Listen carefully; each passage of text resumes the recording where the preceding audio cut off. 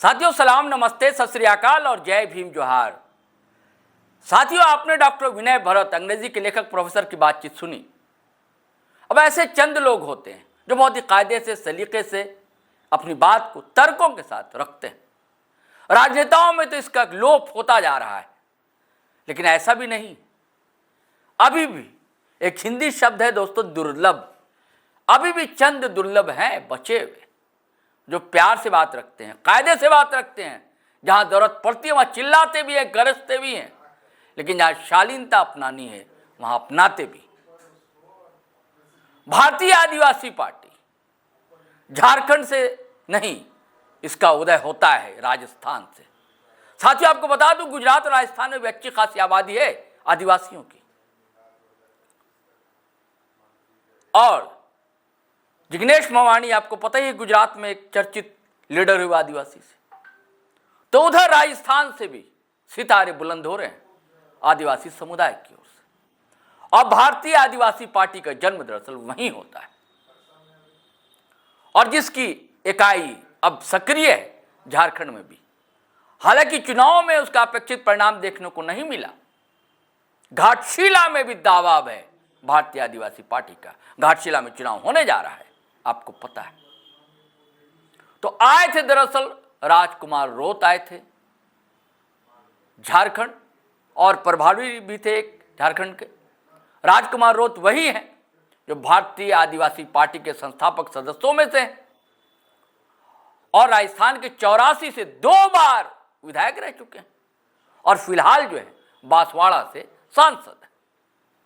तो उन्होंने भी बहुत ही अच्छे से, कायदे से, सलीके से अपनी बात रखी। ये जो विवाद चल रहा है झारखंड में, आप देख रहे हैं ना, कुर्मियों ने एक मांग क्या रख दी है, और रेल टेका और डहर छेगा क्या कर दिया है। उसके विरोध में जो हो रहा है आप देख रहे हैं। तो उन्होंने कहा कि हर समाज को अपना हक अधिकार मांगने का संवैधानिक अधिकार है। जी हां, सुना आपने। राजकुमार रोत ने कहा, भारतीय आदिवासी पार्टी के नेता, कि हर वर्ग समाज को जो वंचित समझता है, अगर या वंचित है, उसको हक अधिकार मांगने का संवैधानिक हक है, अधिकार है। और आरक्षण की लड़ाई भी लड़नी चाहिए, यह भी कहा। उन्होंने यह भी कहा कि प्राइवेटाइजेशन इतना हो गया है कि अब आरक्षण बचा कहां है, लेकिन जो बचा है उसके लिए लड़ाई लड़नी चाहिए। और भी बातें उन्होंने बताई राजकुमार रोत ने। तो साथियों, मैं चाहता हूं कि पहले राजकुमार रोत को सुनिए आप, उसके बाद फिर हम बात करते हैं। तो अगर उस बड़े पैमाने पे हम देखा जाए कि आदिवासी समुदाय के साथ अत्याचार, शोषण हो रहा है, एक्सेप्ट, लेकिन आदिवासी समुदाय के साथ ही अन्य दलित, पिछड़ा और मानव मात्र, मतलब आजाद भारत के अंदर ये कह सकते हैं कि जो लोकतांत्रिक तरीके से जीना चाहता है, जो संवैधानिक मूल्यों को समझते या मानते हुए अपनी स्वतंत्र, मतलब कहते हैं कि अभिव्यक्ति की आजादी पे अगर कोई काम करता है, अभिव्यक्ति की आजादी का उपयोग करता है, तो उस सभी को जेल में डाला जा रहा है। जेल में नहीं तो उसके साथ उसको डराया धमकाया जा रहा है, या उसके साथ भेदभाव किया जा रहा है। आज बड़े देश के लिए, पूरे देश के लिए शर्मसार वाली बात यह है कि हमारे सुप्रीम कोर्ट के चीफ जस्टिस, उस पे कहा जाए कि जातिवादी मानसिकता के कुछ लोगों ने जो जहर उगला हुआ है, वर्तमान केंद्र सरकार भाजपा ने, उस जहर से पनपे हुए कुछ लोगों ने चीफ जस्टिस पे जूता फेंका। अभी चंडीगढ़ हाल में कुछ दिनों पहले एक सीनियर आईपीएस आईजी थे, और आईजी ने उसी प्रताड़ना से, उसी मानसिकता से प्रताड़ित होकर अपने खुदकुशी कर ली। और मैं आपके सामने उदाहरण हूं, मेंबर ऑफ पार्लियामेंट हूं, मुझे जान से मारने की धमकी दी गई, मुझे मेरे लिए 1 करोड़ का ऑफर दिया गया। अब समझ सकते हो कि मेंबर ऑफ पार्लियामेंट को, न्यायालय मतलब कार्यपालिका में बैठा हुआ सीनियर आईपीएस को, व्यवस्थापिका या न्यायपालिका में बैठा हुआ एक सीनियर मतलब जज को, इन तीनों जगह बैठे हुए लोगों को साथ सुपर मतलब कहे कि हाई लेवल पे जो बैठे हुए, उनके साथ ये हो रहा है। तो आप समझ सकते हो कि देश का आदिवासी, दलित, पिछड़ा, गरीब तबके के साथ कितनी बीतती होगी। न्यायपालिका, व्यवस्थापिका, कार्यपालिका, इन तीनों जगह टॉप लेवल पे बैठे हुए लोगों के साथ भी आज जातिवादी मानसिकता, मनुवादी मानसिकता से प्रेरित लोगों ने इनके साथ छुआछूत भेदभाव, उनको मारने तक की धमकी दी। तो आप समझ सकते हो कि इस देश में रहने वाला आदिवासी, दलित, पिछड़ा, और मैं यह तक कहता हूं कि मानवता में विश्वास रखने वाला प्रत्येक व्यक्ति के साथ कितनी प्रताड़ना होती होगी।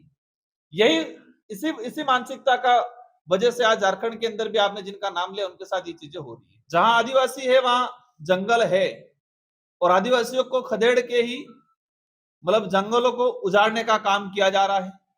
वर्तमान केंद्र सरकार भाजपा की सरकार है, और आप सभी जानते हैं कि भाजपा की सरकार को उद्योगपति चला रहे हैं, लिमिटेड उद्योगपति चला रहे हैं, और सरकार वही पॉलिसी बना रही है जो उद्योगपति चाहते हैं, और उद्योगपति वही पॉलिसी चाहते हैं जो जंगल जमीन को उजाड़ के वहां से माइनिंग करे, मतलब हमारे प्रकृति का दोहन करे। ऐसे उद्योगपतियों ने सरकार को हाईजेक करा रखा है, और इसी वजह से आज आदिवासी विस्थापित हो रहा है।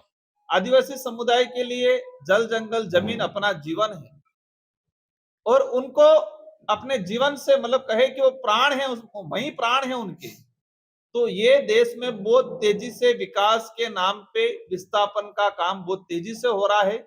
इसमें केंद्र सरकार की मुख्य भूमिका है, और इसमें कई राज्य सरकारें भी साथ देती है, या तो डर के दे रही है, या स्वेच्छा से दे रही है, या लालच से दे रही है। वो आने वाले समय में यहाँ की जनता तय करेगी। जातीय जनगणना का उद्देश्य ये होना चाहिए कि हम कैटेगरी वाइज पॉपुलेशन, ताकि समुदाय के हिसाब से पॉलिसी बने। आदिवासी समुदाय की काउंट मतलब संख्या काउंट हो जाए, दलितों की हो जाए, ओबीसी की हो जाए, अल्पसंख्यक की हो जाए।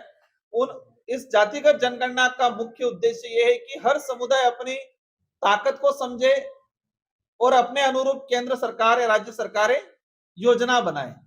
उसका डिवाइड अलग तरीके से नहीं होना चाहिए कि ताकि वो अलग तरीके से जाए, आपस में टकराव हो, देश में जहर उगले, ऐसी चीजें नहीं होनी चाहिए। हम जातिगत जनगणना को इस दृष्टि से देखते हैं कि इसको इम्प्लीमेंट करे, और समुदाय अपनी ताकत को पहचाने, और ताकत को पहचान के एकजुट होकर अपने अधिकारों को लेकर संवैधानिक दायरे में आवाज उठाए, और सरकार इसको इम्प्लीमेंट करे, ना कि आप समुदाय के अंदर आपसे टकराव नहीं होना चाहिए। तो किसी भी समुदाय को एसटी में आइडेंटिफाई करना, उसका ऐतिहासिक पृष्ठभूमि और संवैधानिक आधारों के मतलब संविधान में जो प्रावधान है उस आधारों पे उसको किया जाता है। अब यह ऐतिहासिक पृष्ठभूमि क्या है वो आप सभी भलीभांति जानते हो। संवैधानिक प्रावधानों के अंदर उनको किस तरह से लिया जाएगा या नहीं लिया जाएगा, उसको लेके मेरी जानकारी में जो आया है वो पहले कई कमेटियां बनी है, और कमेटियों ने खारिज भी कर रखा है। इस विषय पे मैं ज्यादा नहीं जाना चाहूंगा। मेरा जहां तक कहना है, ये एक बड़ी चाल है। रिजर्वेशन की लड़ाई आज हम लड़ रहे हैं, लड़ना चाहिए, अन्य लोगों को भी लड़ना चाहिए, लेकिन प्राइवेटीकरण किया जा रहा है, निजीकरण किया जा रहा है। एक तरफ तो रिजर्वेशन खत्म किया जा रहा है, जैसे रिजर्वेशन खत्म किया जा रहा है ऐसे ही और समुदाय रिजर्वेशन के लिए या लाभ लेने के लिए लड़ाइयां लड़ रहे हैं। मैं जहां तक समझता हूं, ये मणिपुर में जो स्थितियां बनी, ये मणिपुर जैसी स्थिति यहां पर बनाने के लिए हो सकता है इंटरनली कुछ राष्ट्रीय पार्टियां या कुछ लोग संगठन ऐसा काम कर रहे हो। कुर्मी समुदाय भी अगर कोई बात कर रहा है तो वो संवैधानिक दायरे में रह के करे। मेरा आप सभी चैनलों के थ्रू अनुरोध है, संवैधानिक दायरे में रह के करे, ऐतिहासिक पृष्ठभूमि को समझे, और उनके कल्चर के आधार पे क्या फिट बैठ रहे कि नहीं बैठ रहे। क्योंकि आदिवासी होना सिर्फ प्रमाण पत्र से नहीं पता चलेगा, उसके अंदर जीवन मूल्यों में होना चाहिए, अपनी दैनिक दिनचर्या में होना चाहिए। अपने बच्चा पैदा होता है तब से लगा के मरण तक आदिवासियों की अपनी पूजा पद्धति, अपनी परंपरा है। क्या वो चीज अपना रहे हैं वो लोग? क्या वो चीज है इनके अंदर? तो इस लड़ाई को कोई भी मतलब कहता है कि आज हमारा भारत देश का संविधान हर व्यक्ति को अपनी अभिव्यक्ति रखने की आजादी देता है। इसका मतलब ये नहीं है कि हम एक दूसरे को गाली दें।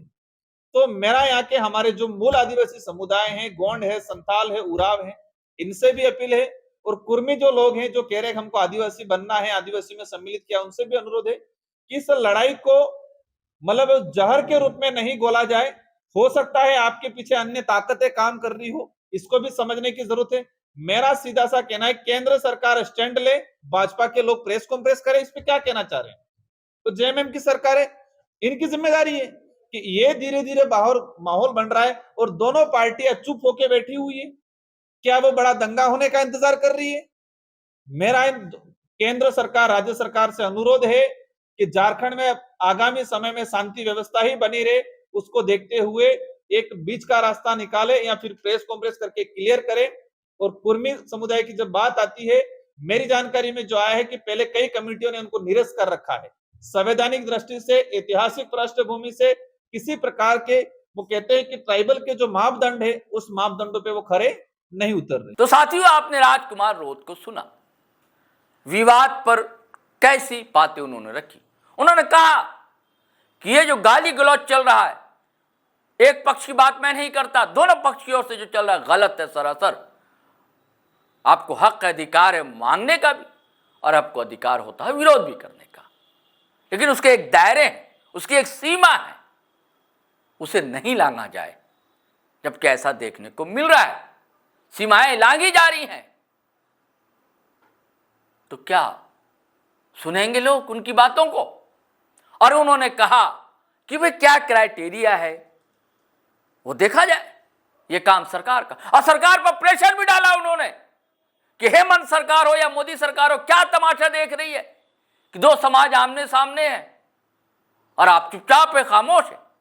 जबकि दोनों सरकार को हस्तक्षेप करना चाहिए, इसमें दखल देना चाहिए कि मामला ज्यादा तूल ना पकड़े। क्या चाहती है सरकारें? मणिपुर बना देना चाहती हैं क्या? उनकी मंशा क्या है आखिर?